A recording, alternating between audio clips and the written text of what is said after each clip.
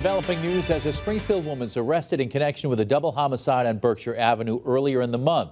Her boyfriend, Victor Nieves, shot and killed a 52-year-old woman from Springfield and her 10-year-old granddaughter dead before then turning the gun on himself.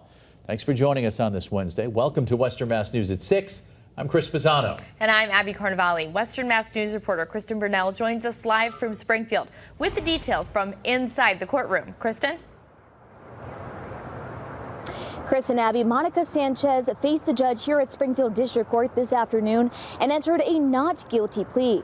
She is charged with 9 criminal offenses, including improper storage of a firearm. Now, Western Mass News was in the courtroom today when she walked in wearing handcuffs for her arraignment.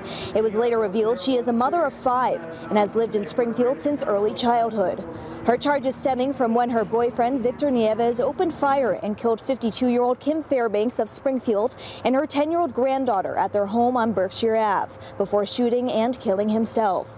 Prosecutors say the gun used was one improperly stored and registered to Sanchez. She had 8 firearms registered to her, 5 of which could not be found or reported as stolen to law enforcement.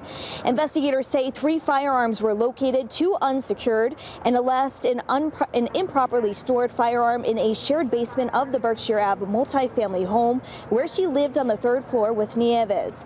Hampton District Attorney Anthony Galudi writing in a statement in part, quote, "Gun ownership comes with immense responsibility.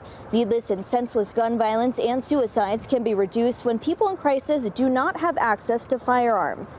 Now, meanwhile, in court, Sanchez's defense argued that she could not be tried for Nieves' crimes, saying a lot of the firearms were locked in the basement, and it noted that she has no criminal record.